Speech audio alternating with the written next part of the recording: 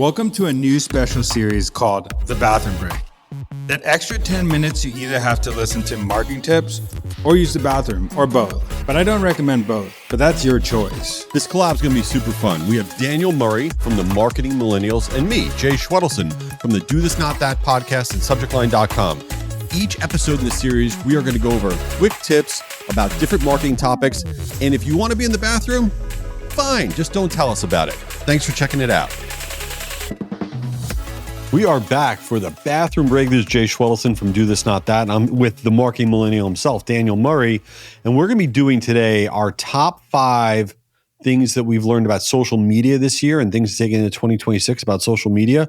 But before we do that, it's the shopping time of year. It's the whole, Cyber Monday, all that's going on or happened or whatever.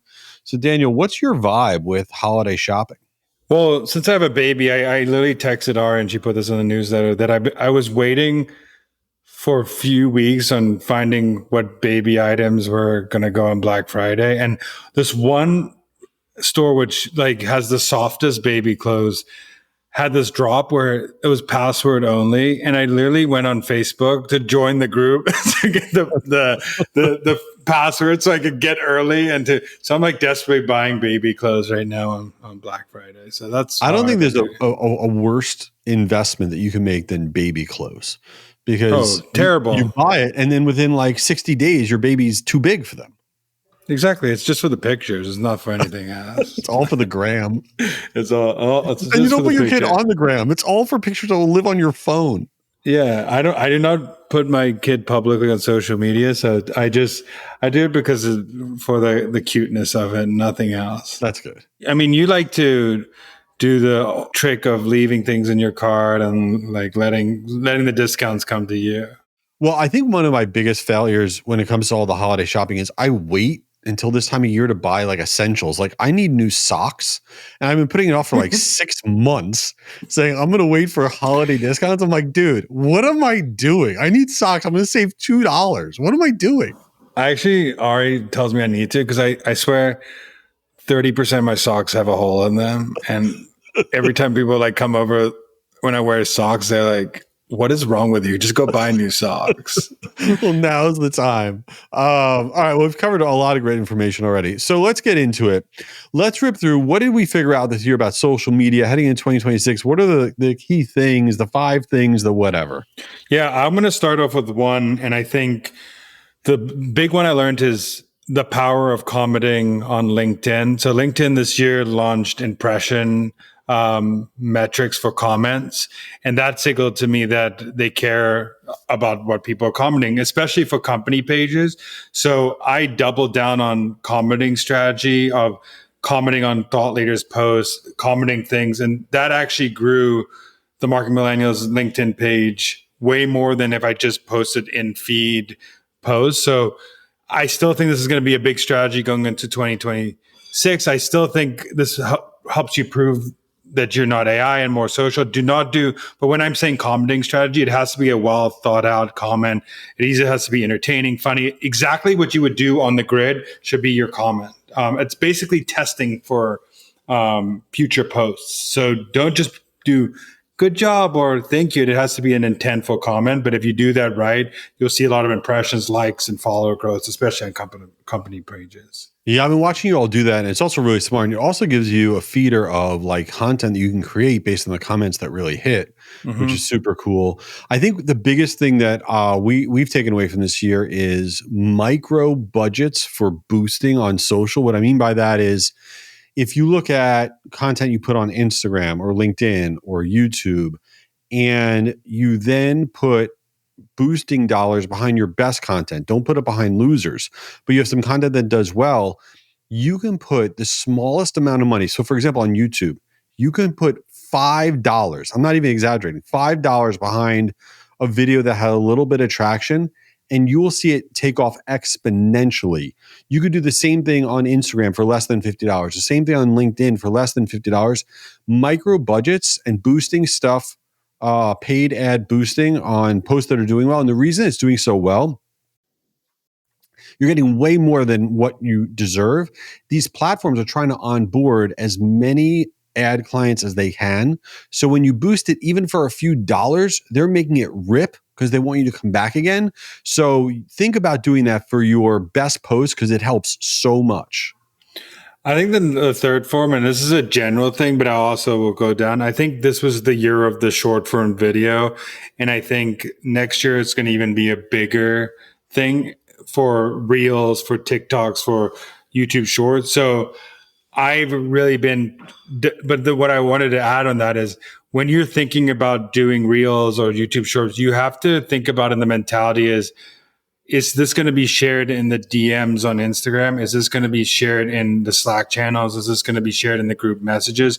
Your goal should always be, if you want to get in the feed longer, is this content shareable? So when you're creating it, the first 3 seconds need to be perfect. There needs to be good storytelling. It needs to have a good call to action or a loop at the end. So really think about doubling down on short form video in 2026. I think it's still going to be a huge thing, and it's going to be more and more important to nail down the formula and the format for every platform in 2026. Yeah, and I'm going to name drop here for a second and be a real cheesy loser, but something I got out of the conversation I had with Gary Vee on my podcast, which really helped me out a lot, was not pushing stuff that are losers, focusing on winners. What my company used to do was we would put stuff out on social media that we thought would be a good piece of content, didn't do well organically. And like, oh, we want this thing to do better. Let's put paid dollars behind it. Let's try to juice it, whatever. And we try to amplify losers. But losers are losers for a reason, whether you like it or not. So amplifying winners is secret sauce stuff that I learned from him this year, which is really important. And the other tactic, which we've been doing, which I don't see a lot of people doing, which is really cool, is we always talk about getting people off of social media and onto your email lists. Great. But also the reverse is true, getting people that are on your email databases to be aware of your social media presence. And so one of the things we've been doing is in our newsletters and some of our promotional emails, we are linking to, like we'll put a hero image in our newsletter that's actually linking to a social post that we did on that topic specifically.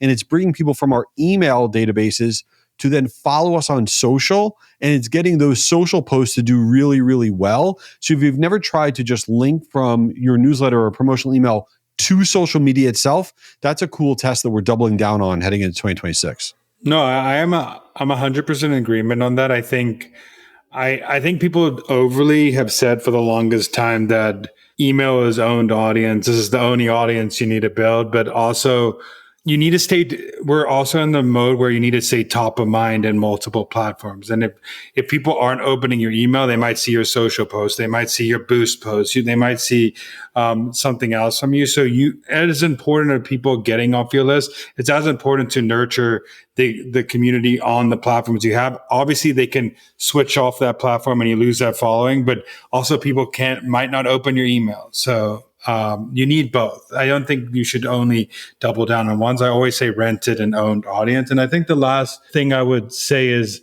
and a technique I've been using, and I don't know if it's like a huge deal, but is using stories to bring people off of the platform, Instagram stories.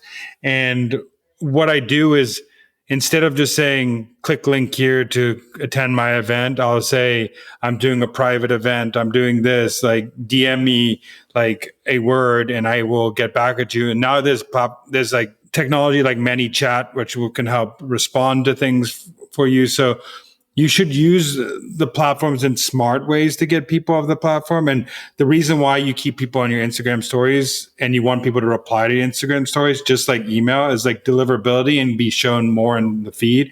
So the more people reply to your Instagram story, the more people get fed your Instagram story and more people see it. So I would double down on trying to get people off Instagram story into a commenting strategy a replying strategy to your DMs. So let me ask you a question going back to holiday shopping for a second. If you're at like, Best Buy, whatever, and then a fight breaks out about like somebody trying to buy the last whatever item, are you the type of person that kind of like gets really far away and just tries to leave the store? Or do you take out your phone and start videoing it? Like what level of a horrible person are you if you see something like that break out? First of all, I do never recommend going anywhere on Black Friday, so I'm an online shopper. But I kind of would just like watch for entertainment, not record. I think the entertainment value is peak when people are like fighting over the last thing. Sometimes it's not that deep, and I get it. You want a deal, but the deals happen online now. But I imagine like 10, 15 years ago, that was some crazy stuff going on there. So yeah, 100%. Have you ever seen one happen? No, but when I see it on my feed, it's content I will consume all day long. I mean, if anybody wants to send me DMs of that occurring, I think that is the downfall of humanity. I think that right there, when those things occur, that is the end of society as we know it. So I'm all for it. I encourage people fighting over weird stuff that they're trying to buy. If you see that one item left, you should dive on it and curse at other people. This is what I'm telling people to do. Okay, well, you heard it here first. Send Jay all the videos of what happened on Black Friday. And if you find some funny videos, flood his DMs on Instagram. Right. And go follow him on Instagram and LinkedIn and all the places. Yeah. And do this, not that. It's 7,432 review on Spotify and Apple Podcasts. So there you go. All right, later, y'all. Daniel, come on, man. I got to get back to work. Get out of there. All right. While he's still in there, this is Jay. Check out my podcast, Do This, Not That, for marketers. Each week we share really quick tips on stuff that can improve your marketing, and I hope you give it a try. Oh, here's Daniel. He's finally out. Back from my bathroom break. This is Daniel. Go follow the Marketing Millennials podcast, but also tune into this series. It's once a week, the bathroom break. We talk about marketing tips that we just spew out, and it could be anything from email subject line to any marketing tips in the world. We'll talk about it. Just give us a shout on LinkedIn and tell us what you want to hear. Peace out. Later.